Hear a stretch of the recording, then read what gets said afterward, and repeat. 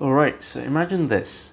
If everyone had money, everyone could afford whatever they wanted to afford, what would they be doing? Right? Like imagine you had $1 billion, what would you be doing? And I feel like that's a question that, although initially I think I'd noticed, I'd seen this question pop up in this movie called Office Space, starring Ron Livingston, in which he was basically trying to introspect with a few of his colleagues about what is the true sort of definition of meaningful work. And so, and the question was basically, if you had $1 billion, what would you do for work? And that was supposed to be your true calling.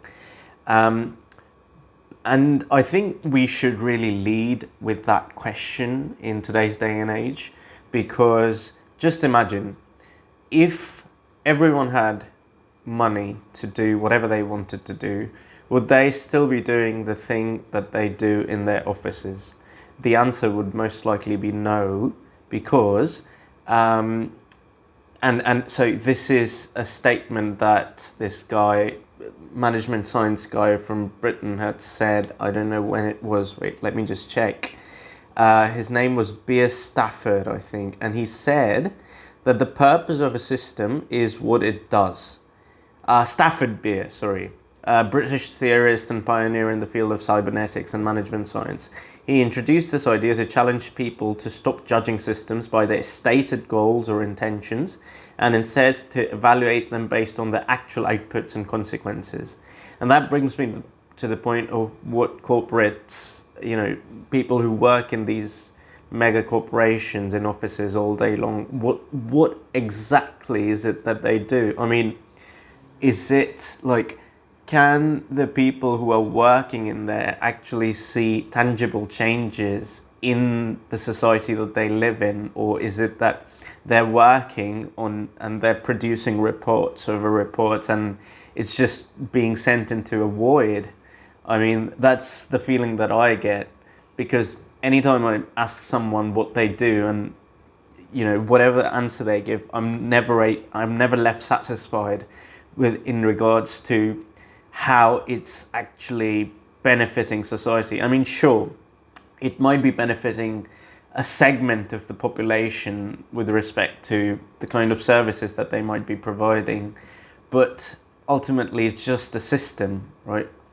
Um, and so another way to think of this is, if technology, automation, artificial intelligence could replace everything that is being done to service people, would people still be doing that? And if no, if the answer is no, then why are we not working towards reaching that kind of future? Because of all the inequality that exists, I suppose. You know, we don't, because not everyone can afford that, and so there's this sort of pressure difference in terms of who can afford what and who can afford which services, and so it's all meaningless to the extent that the super rich are getting their needs met, which is fine, but I feel like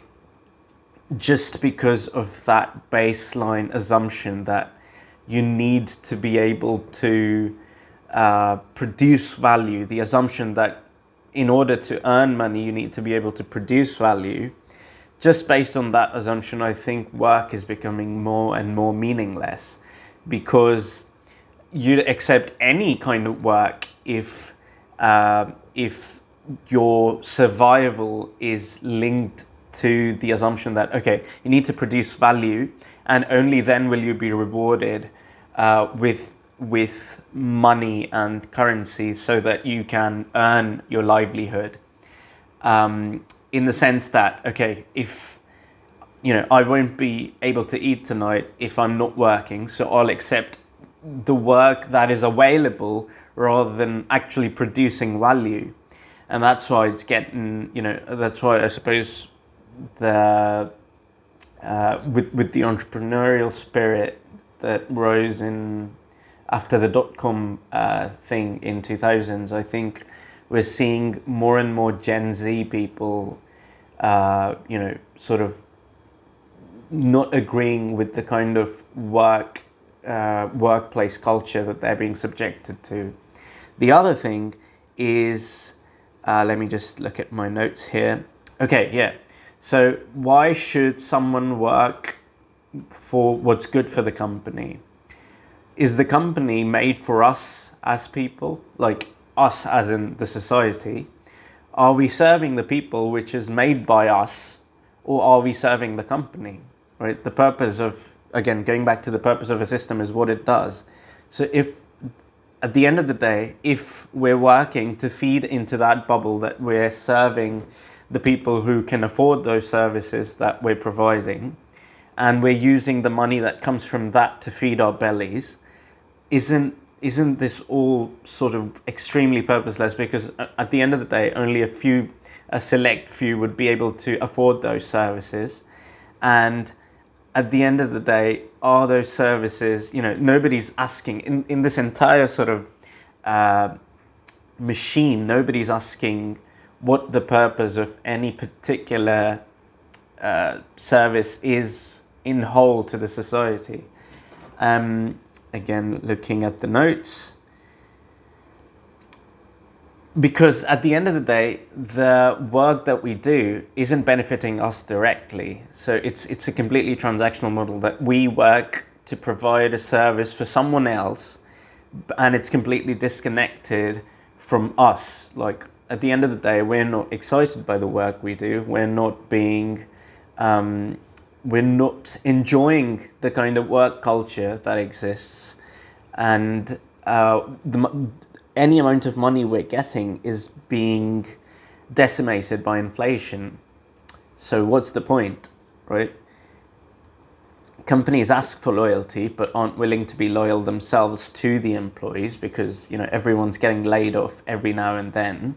So in order to be employable at any company, you need to go through rigorous training of, either you have to do tons of internships, or you have to get a college degree, or you have to train yourself to be a cog in a machine in which you can get laid off at any point in time. So it's like,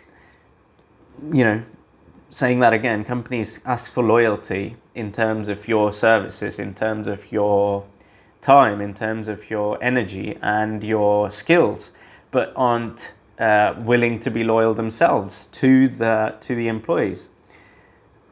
And is the work that you're expecting us to do with respect to the loyalty, that the price for the loyalty, sorry, I think I just lost my train of thought. Is the work that you're expecting, that the companies are expecting us to do, is that comes with a price that's associated? If we're asked to be loyal to the company, we're giving up on every other task that we'd rather be doing. It could be entrepreneurial stuff, or could be things that we think actually produce value. But is the work that we're doing at a company valuable to society, considering we're not being paid, we're not, considering the company is not loyal to us, considering we don't have any sort of job security? Can the companies prove to us that whatever work we do will positively impact someone apart from the people who are already super rich? So again, the purpose of a system is what it does. So if the entirety of work that we do, if that only benefits the super rich, isn't that really weird that, the super rich are paying for us to be their servants in some senses or the other?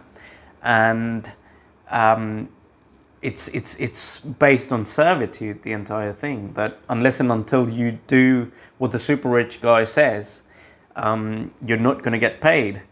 And so I feel like the entire concept of working in a 9 to 5 is bust. And I don't think we have systems in place that, adequately support entrepreneurs. So moving on.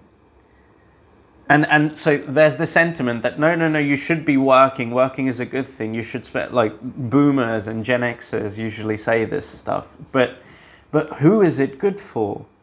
Right? Like, by working, working more, working longer hours, 5 days, 6 days, 7 days instead of 4 days, maybe. Does that benefit? It benefits the super rich who are paying for those services.